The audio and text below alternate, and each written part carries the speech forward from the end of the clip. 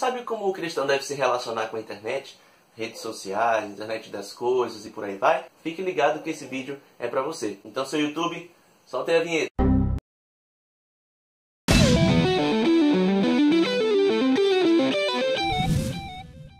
Antes de nós entendermos a relação do cristão com a internet, nós precisamos compreender 3 conceitos teológicos que norteiam a nossa cosmovisão sobre a nossa vida e sobre o nosso relacionamento com as coisas criadas por Deus. O primeiro deles é a depravação total. Ela vai indicar que todos os homens estão cerrados debaixo do pecado. Que desde a queda do Éden, o homem se tornou corrupto em todas as áreas da sua vida, mesmo ainda tendo resquícios ali da imagem e semelhança com o Senhor. Por conta disso, tudo aquilo que o homem faz, em todas as coisas que o homem produz, ali há pecado, ali há a corrupção, ali há algo que não glorifica o nome do Senhor. Esse é o estado da natureza humana pós-queda. Então, observando isso, nós conseguimos compreender porque que até muito tempo atrás dizia-se que a internet era coisa do capeta, que era algo que não prestava e que nós não deveríamos ter computadores em casa. Na verdade, diziam isso até das televisões, né?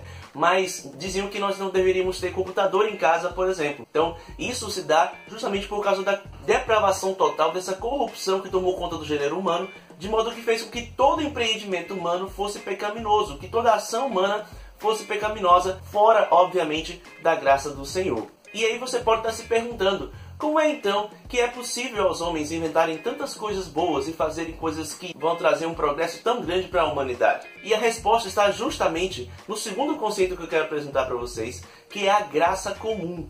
A graça comum são as operações do Espírito Santo, que sem renovar o coração, faz com que o homem produza coisas boas, mediante a vontade de Deus, para que o mundo possa desfrutar de uma certa paz, de um certo progresso, mesmo que isso não signifique que o coração dessas pessoas esteja sendo transformado de maneira salvadora. É a graça de Deus que age sobre todas as pessoas, uma graça que provê colheitas, que provê chuvas, que provê coisas boas, até mesmo a pessoas ímpias. A Escritura vai nos dizer isso muito claro lá no Sermão do Monte, capítulo 5, versículo 45 da Palavra do Senhor. Com isso, nós conseguimos entender que o fato de que coisas boas acontecem vem justamente da graça do Senhor, porque o homem se tornou corrupto e incapaz de gerar coisas boas.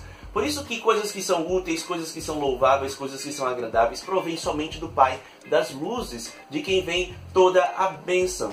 Então, entendendo que coisas boas vêm somente da graça do Senhor sobre a vida dos seres humanos, agora nós vamos poder compreender o nosso terceiro conceito, que vai nortear a nossa vida, a nossa relação com a internet, que é o da mordomia cristã. A mordomia cristã é o manejo responsável das coisas que Deus nos deu, para que nós possamos usar de maneira proveitosa, que seja útil para a sociedade, mas acima de tudo, que vá glorificar o seu nome.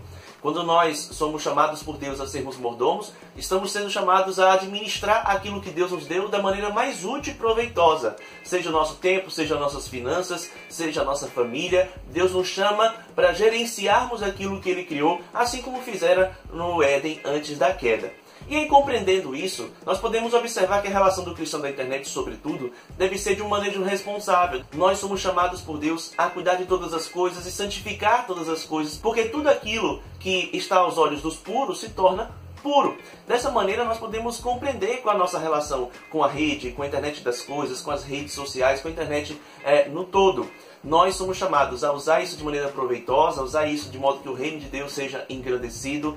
Nós devemos usar todas essas coisas para fazer com que o Senhor seja glorificado. Não é uma coisa do capeta da qual nós devemos ficar longe, mas nós podemos usar isso para o reino de Deus. Então, ao fim de tudo, nós entendemos que se a internet é algo bom, ela não pode ter vindo de Satanás ou qualquer outra coisa desse sentido. Porque Satanás ele não pode criar nada, ele só altera aquilo que já foi criado. Ele é o pai da mentira. E a própria mentira é uma desvirtuação da verdade. De modo que, se é algo bom, foi Deus quem criou, foi Deus quem fez. Nós devemos usar isso de maneira responsável para a glória do seu nome, para fazer com que o seu evangelho seja conhecido e também de modo que nós possamos desfrutar e ser para nós uma ferramenta útil, porque todas as coisas elas são lícitas se nós soubermos fazer um bom proveito delas. E Iago Martins ele destaca alguns benefícios que o bom uso da internet pode trazer para um cristão, para um servo de Deus. E ele destaca alguns aqui. O primeiro deles é o contato fácil com bons pregadores.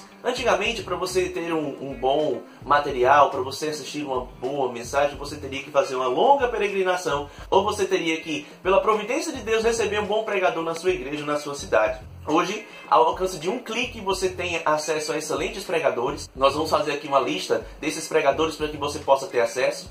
Então você pode ter acesso a bons pregadores, a excelentes mensagens e que podem transformar a sua vida, mesmo tendo sido gravadas há anos atrás, estando disponíveis na internet. Além disso, nós temos o contato com irmãos de todo mundo. Eu pude conhecer nesses últimos anos pessoas as quais eu nunca imaginei conhecer, de outros países, de outras cidades do nosso país, e são pessoas que me edificam muito com a sua fé, me edificam muito com o seu testemunho cristão, que também, por seu aprendizado na Escritura, por aquilo que eles têm como bagagem teológica e espiritual, muito me abençoado. E isso foi algo provido pela internet, pelas redes sociais, por essa facilidade na comunicação que é instantânea.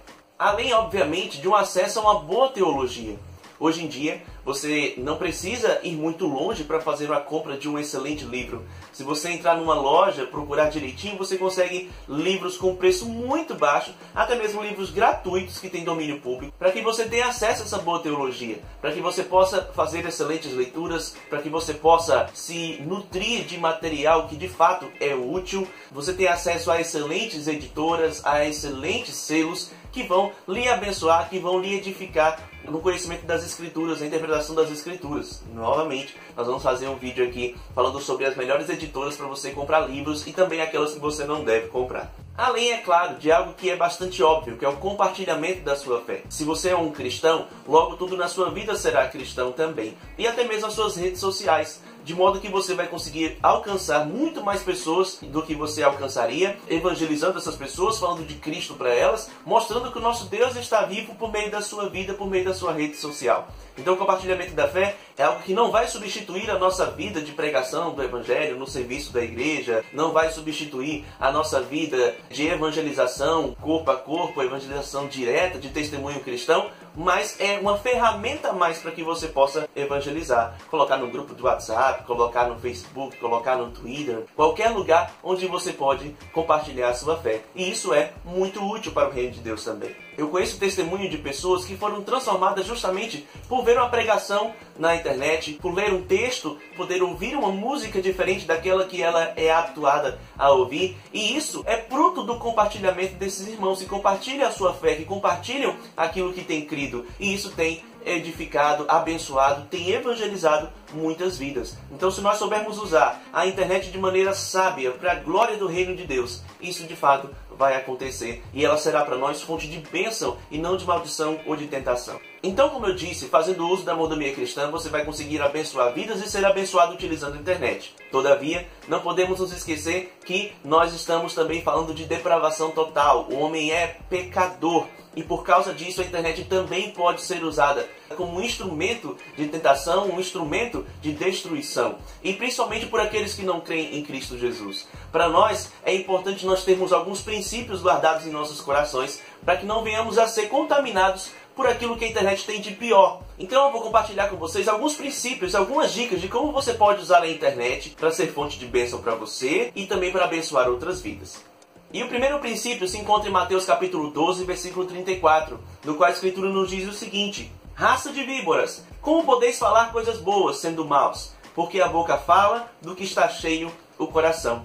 E fazendo a paráfrase desse texto, nós podemos dizer que o dedo tecla daquilo que está cheio o coração. Então é muito comum você ver na internet pessoas que são dúbias no seu modo de pensar ou no seu modo de postar as coisas. Você vê pessoas que nas redes sociais estão postando coisas sobre Jesus, estão postando coisas sobre aquilo que elas sentem nas suas experiências espirituais, postam versículos, postam músicas e coisas abençoadas, mas quando o time delas perde o futebol, elas colocam aquele palavrão enorme, colocam aquele monte de xingamento, falam mal do time dos outros, falam mal da mãe do juiz, e a gente observa esse ânimo dobre na vida das pessoas. Pessoas que estão colocando coisas abençoadas abençoadas e ao mesmo tempo colocam coisas terrivelmente amaldiçoadoras. Aquilo que você tecla, aquilo que você posta, vai evidenciar como está o seu coração, como está a sua vida. Então você tem que ter esse filtro, você tem que ter esse cuidado, porque isso pode estar evidenciando que o seu coração ainda possui um ânimo dobre, que você somente teve uma experiência religiosa,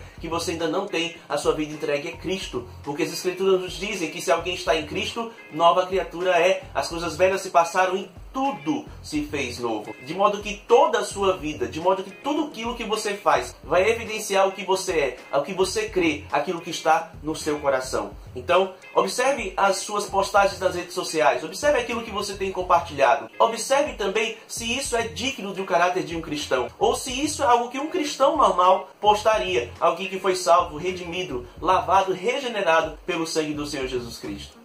O segundo princípio se encontra em 1 Coríntios capítulo 6, versículo 18. Fugir da impureza. Qualquer outro pecado que uma pessoa cometer é fora do corpo, mas aquele que pratica a imoralidade peca contra o próprio corpo. E o princípio aqui é fugir da imoralidade sexual, ou fugir da impureza, fugir de relações sexuais lícitas, fugir, como está no grego, porneia. É todo tipo de prostituição, fugir da prostituição.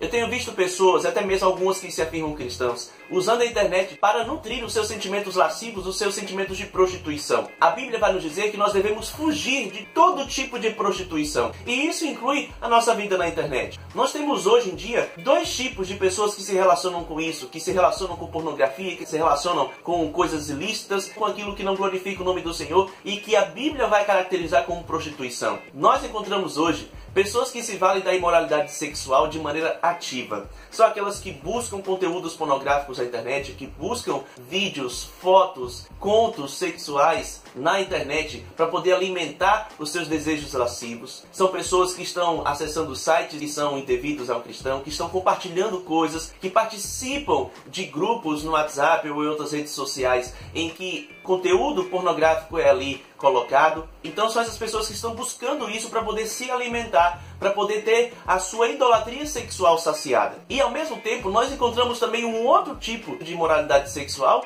que é o tipo passivo. São aquelas pessoas que estão fornecendo conteúdo pornográfico para aqueles que são pervertidos sexuais. Aí você pode até dizer, como isso pode acontecer, pastor? Eu nunca vi algo assim, eu nunca fiz nada disso, eu não me caracterizo como essa pessoa. Mas você sim, que me assiste nesse momento, pode estar fornecendo material pornográfico para outra pessoa sim. Sabe aquelas pessoas que postam fotos no Instagram com um decote enorme, às vezes quase você não vê o biquíni, e aí tem tudo aquilo ali na frente, aí posta a foto só com a metade da sua boca e o decote para fora, ao fim disso tudo coloca, o Senhor é meu pastor, nada me faltará. Ou então posta aquela foto de biquíni super sensual, mostrando aquilo que deveria ser para o seu marido, e embaixo coloca um versículo bíblico. Isso é algo totalmente incoerente, e você está fornecendo material pornográfico para que outros sejam tentados, para que outros venham a pecar ou alimentar os seus desejos terríveis. Ah, mas isso só acontece com as mulheres? Não, isso também acontece com os homens, quando eles tiram aquelas fotos super marombados, depois de saírem da academia, cheios de músculos, e aí eles põem embaixo foco, força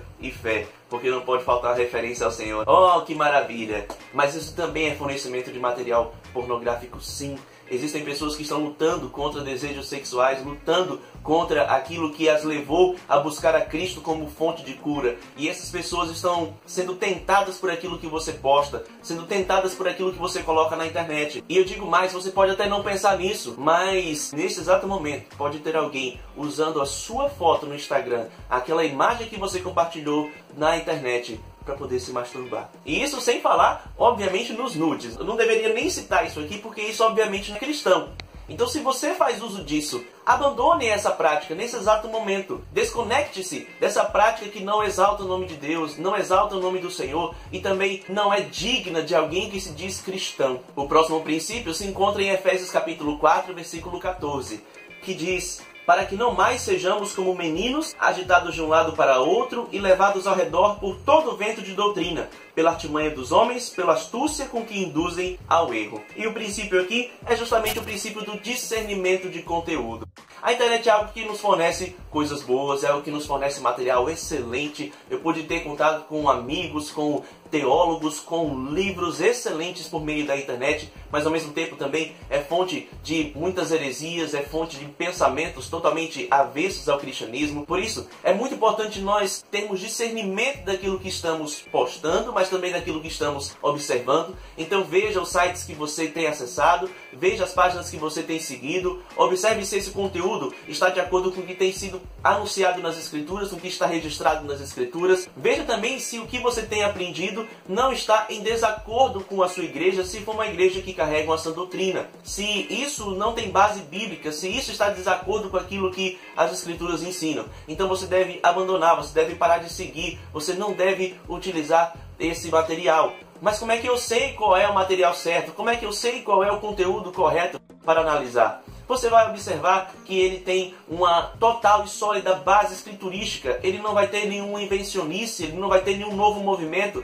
A fé vai ser antiga. Você pode utilizar dessas ferramentas para poder analisar. Obviamente, antes de você ir para a internet, você precisa ir para a Escritura. Não há como você buscar documentos, buscar material na internet sem antes ter lido aqui a Bíblia e saber o que é verdade ou o que não é. Então esse discernimento, ele é muito importante para aquilo que você tem lido, para aquilo que você tem compartilhado. Existem muitos cristãos que estão compartilhando simpatias dos anos 90, compartilhando isso no WhatsApp, compartilhando isso nas redes e mandam com uma maldita corrente. Estão compartilhando essas coisas de modo que fazem muitos crerem em coisas que são mentirosas, coisas que são heréticas, que ofendem a fé cristã. Tenha cuidado também com o critério das coisas que você compartilha no que diz respeito à veracidade delas. Às vezes as pessoas compartilham notícias de um missionário que está passando necessidades em outros países, mas essa notícia é antiga ou essa notícia é inventada. Você compartilha notícias de revoltas no Brasil, coisas que não são verdadeiras, e você está servindo como instrumento para a propagação de mentiras que não glorificam o nome do Senhor. Então tenha muito cuidado com aquilo que você posta, com aquilo que você observa, de modo que o seu conteúdo seja de fato um conteúdo para edificação, seja um conteúdo para compartilhamento